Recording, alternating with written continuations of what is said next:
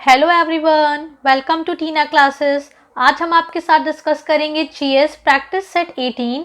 इसके पहले से प्रैक्टिस सेट 17 आप जीएस की प्लेलिस्ट में जाके चेक कर सकते हैं। तो चलिए स्टार्ट करते हैं अपने पहले क्वेश्चन से।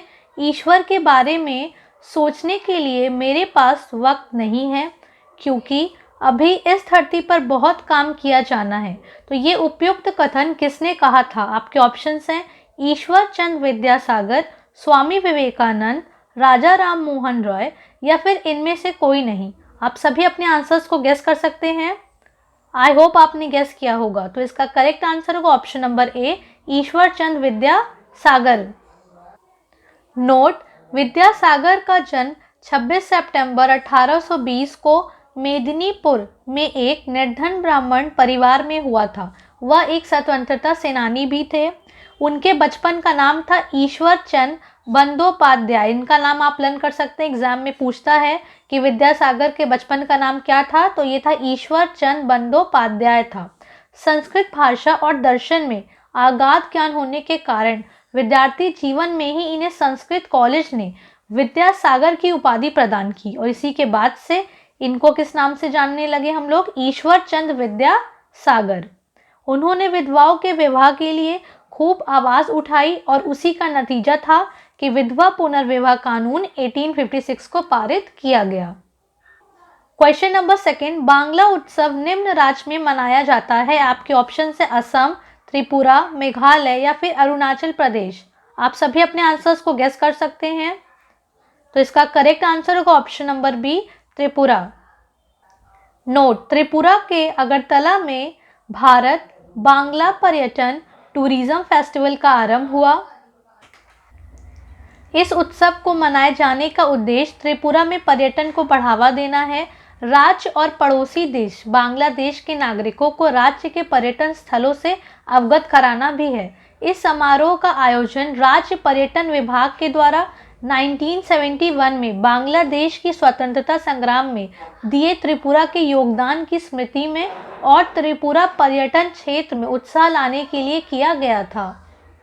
क्वेश्चन नंबर थर्ड, प्रमाणित बीज के थैलों पर प्रयोग किए जाने वाले टैग का रंग क्या है? आपके ऑप्शन हैं पीला, नीला, लाल, हरा। आप सभी अपने आंसर्स को गेस कर सकते हैं। तो इसका करेक्ट आंसर होगा ऑप्शन नंबर बी, प्रमाणित बीज के थैलों पर जो प्रयोग किया जाता है टैग, उसका रंग होता है नीला। ये बहुत इंपॉर्टेंट क्वेश्चन है, आप इसे याद रख सकते हैं। क्वेश्चन नंबर 4, चुकवी का माटा चिली निम्न में से किस खनिज के लिए प्रसिद्ध है? आपके ऑप्शंस हैं सोना, लौह, तांबा, एल्यूमिनियम। आप सभी अपने आंसर्स को गेस कर सकते हैं। आई होप आपने गेस किया होगा। तो इसका करेक्ट आंसर है तांबा। नोट: दक्षिण अमेरिका में उत्तरी चिली की महत्वपूर्ण खान चुकवी का माटा तांबे के निष्पेष के लिए प्रसिद्ध है। तो आपको पता होगा जो आपका साउथ अमेरिका कॉन्टिनेंट है उसके उत्तरी चिली में, नॉर्थ चिली में चुकवी का माटा एक तांबे की खान है जो कि विश्व में अपने तांबे के लिए बहुत ही प्रसिद्ध है। विश्व में तांबे का सबसे बड़ा उत्पादक देश भी चिली है और विश्व में तांबा उत्पादक शीर्ष देश कौन कौन से जो तांबा को उत्पादक करते हैं वो है चिली, पेरू और चीन। क्वेश्चन नंबर 5, सुमेलित कीजिए। घास के मैदान और सामने आपका क्या है? देश। Pampas, puszta, veld, downs. देश हैं आपके ऑस्ट्रेलिया, दक्षिण अफ्रीका, अर्जेंटीना, हंगरी। आप सभी अपने आंसर्स को गेस कर सकते हैं। आई होप आपने गेस किया होगा। तो इसका करेक्ट आंसर होगा ऑप्शन नंबर ए। तो चलिए मैच करते हैं। पंपास तो ये है आपका अर्जेंटीना में, पुस्टैच ये आपका हंगरी में, वेल्ट ये आपका दक्षिण अफ्रीका में और आपका डाउन्स ये है ऑस्ट्रेलिया में। क्वेश्चन नंबर 6, निम्नलिखित में से कौन सा एंजाइम प्रोटीन को अमीनो अम्लों में विघटित करता है? आपके ऑप्शंस हैं लैक्टेज, पेप्सिन, जाइमेज या फिर इनमें से कोई नहीं। आप सभी अपने आंसर्स को गेस कर सकते हैं। तो इसका करेक्ट आंसर होगा पेप्सिन। तो पेप्सिन क्या करता है? ये एक ऐसा एंजाइम है जो प्रोटीन को अमीनो एसिड में विघटित करता है। नोट: लैक्टेज एंजाइम लैक्टोज को ग्लूकोज और गैलेक्टोज में कन्वर्ट करता है, ब्रेक डाउन करता है। जाइमेज एंजाइम क्या करता है? ग्लूकोज और फ्रुक्टोज को अल्कोहल और कार्बन डाइऑक्साइड में बदलता है। क्वेश्चन नंबर 7, असम में सर्वप्रथम चाय कंपनी की स्थापना कब हुई थी? आपके ऑप्शन है 1890 में, 1857 में, 1937 में या फिर 1839 में। तो आपका करेक्ट ऑप्शन होगा ऑप्शन नंबर डी, 1839 में असम की सर्वप्रथम चाय कंपनी की स्थापना हुई थी। नोट, असम कंपनी भारत की सबसे पुरानी व्यावसायिक चाय की कंपनी है जो कि 1839 में 5 लाख की पूंजी के साथ असम में स्थापित की गई थी। और इसका मुख्यालय कहाँ है? तो ये असम के नजीरा में इसका मुख्यालय है। Question number 9, question number 8, NABARD के संबंध में निम्न कथनों पर विचार कीजिए। स्टेटमेंट 1, नाबार्ड संसद के अधिनियम द्वारा वर्ष 1982 में स्थापित हुआ था। स्टेटमेंट 2, या केवल कृषि के लिए साख की सुविधा प्रदान करता था। तो आप अपने आंसर्स को गेस कर सकते हैं। तो इसका करेक्ट आंसर होगा ऑप्शन नंबर ए, केवल एक। जो नाबार्ड है वो संसद के अधिनियम द्वारा 1982 में स्थापित हुआ था, मगर सिर्फ कृषि के लिए ये साख की सुविधा प्रदान करता, तो ये गलत है। नाबार्ड, जिसका फुल फॉर्म है national bank for agriculture and rural development, यह एक विकास बैंक है जो प्राथमिक तौर पर देश के ग्रामीण क्षेत्रों पर अपना ध्यान केंद्रित करता है। यह कृषि में ग्रामीण विकास हेतु वित्त प्रदान करने के लिए शीर्ष बैंकिंग संस्थान है। इसकी स्थापना 12 जुलाई 1982 में हुई थी। ये डेट बहुत इंपॉर्टेंट है, इसे आप प्लान कर सकते हैं। क्वेश्चन नंबर 9, धसान नहर किस नदी पर स्थित है? आपके ऑप्शंस हैं कर्मनाशा, बेतवा, उंटारी या फिर इनमें से कोई नहीं। आप सभी अपने आंसर्स को गेस कर सकते हैं। तो इसका करेक्ट आंसर होगा ऑप्शन नंबर बी, धसान नहर किस नदी पे है? तो ये है बेतवा नदी पर। क्वेश्चन नंबर 10, पवित्र शालिग्राम पत्थर किस नदी में पाए जाते हैं? आपके ऑप्शन है गंगा, शारदक, गंडक या फिर यमुना। आप सभी अपने आंसर्स को गेस कर सकते हैं। तो इसका करेक्ट आंसर होगा ऑप्शन नंबर सी, गंडक। तो ये पवित्र शालिग्राम पत्थर कहाँ पाए जाते हैं? गंडक नदी में पाए जाते हैं। क्वेश्चन नंबर 11, पूर्वी यमुना नहर का निर्माण सर्वप्रथम किसने कराया था? आपके ऑप्शन है शाहजहां, अकबर, औरंगजेब या फिर हुमायूं। आप सभी अपने आंसर्स को गेस कर सकते हैं। तो इसका करेक्ट आंसर होगा ऑप्शन नंबर ए, शाहजहां ने पूर्वी यमुना नहर का निर्माण सर्वप्रथम कराया था। नोट, पूर्वी यमुना नहर उत्तर प्रदेश की एक नहर है।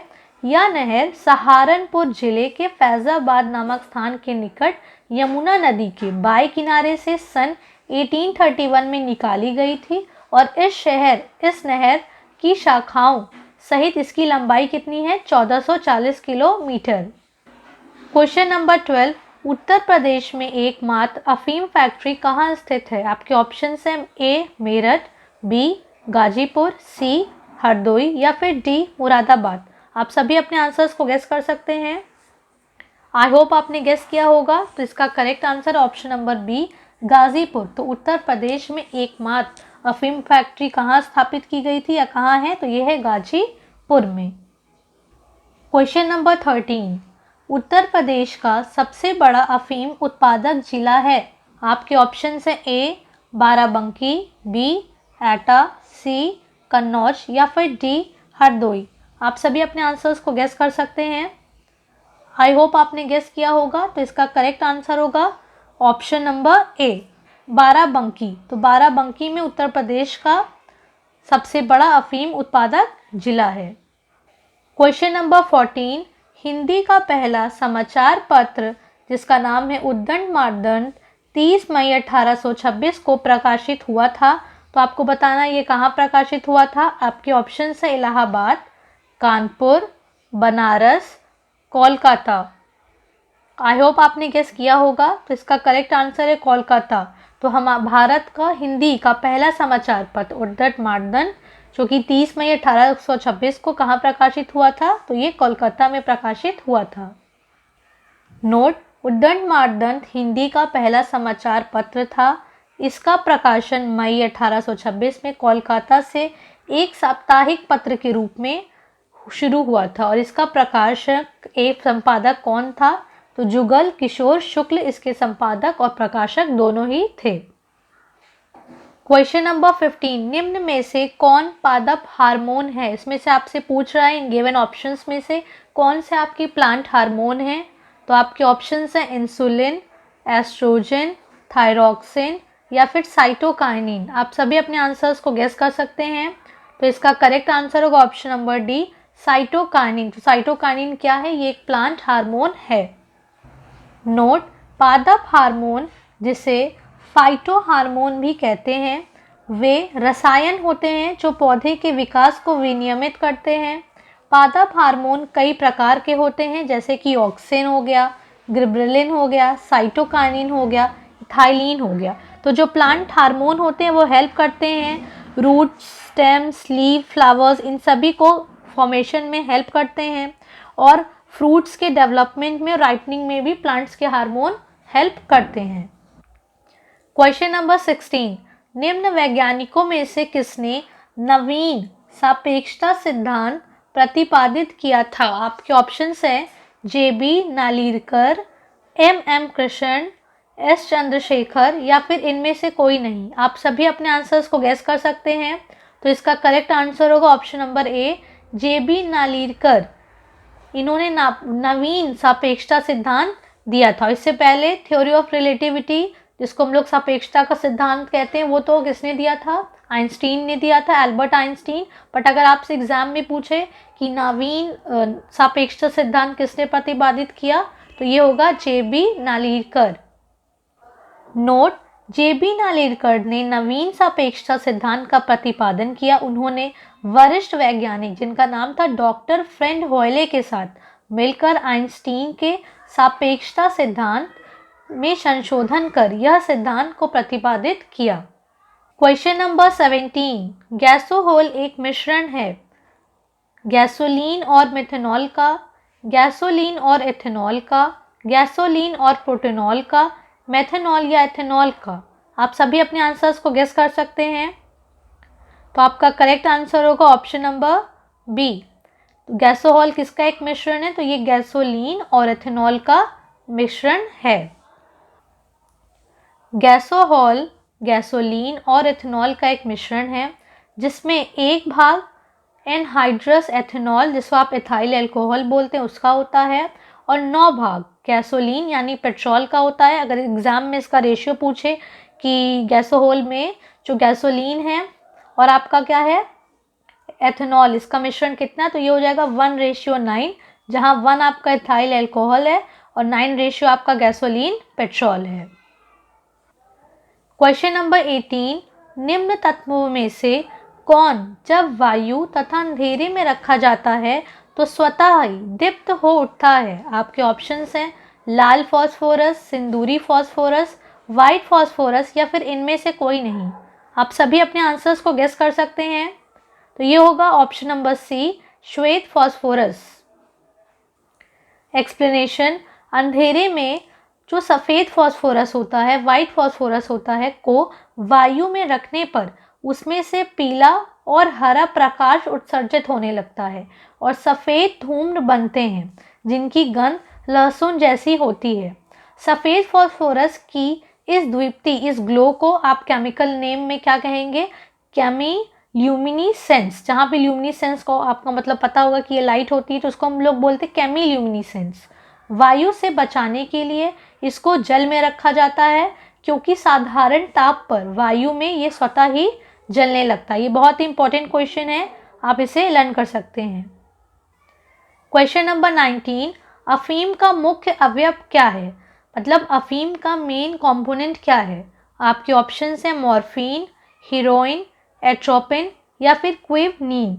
आप सभी अपने आंसर्स को गेस कर सकते हैं। आई होप आपने गेस किया होगा। तो इसका करेक्ट आंसर होगा ऑप्शन नंबर ए, मॉर्फिन। तो अफीम का मुख्य अवयव क्या होता है? मॉर्फिन होता है। क्वेश्चन नंबर 20, निम्न में से किसको रहस्यमयी झील कहते हैं? आपके ऑप्शंस हैं पोखरी झील, चपनाला झील, रूपकुंड झील या फिर इनमें से कोई नहीं। आप सभी अपने आंसर्स को गेस कर सकते हैं। आई होप आपने गेस किया होगा। तो इसका करेक्ट आंसर होगा ऑप्शन नंबर सी, रूपकुंड झील। रूपकुंड झील को हम लोग क्या कहते हैं? रहस्यमयी झील कहते हैं। चलिए नोट पढ़ते हैं।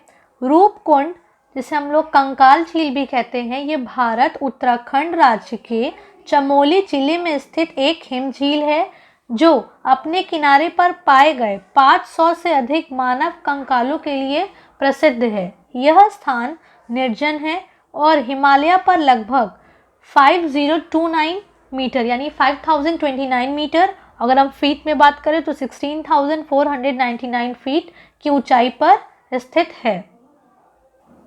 आई होप आपको ये वीडियो अच्छी लगी होगी। अगर आपको ये वीडियो इन्फॉर्मेटिव लगी है तो आप वीडियो को लाइक कर सकते हैं और भी अपने फ्रेंड्स के साथ इसे शेयर कर सकते हैं। और अगर आप चैनल पे नए हैं तो आप टीना क्लासेस को सब्सक्राइब कर सकते हैं, बेल आइकन पे प्रेस करके और भी वीडियोस की नोटिफिकेशन को देख सकते हैं और अपनी पढ़ाई को और बेटर कर सकते हैं। Thank you.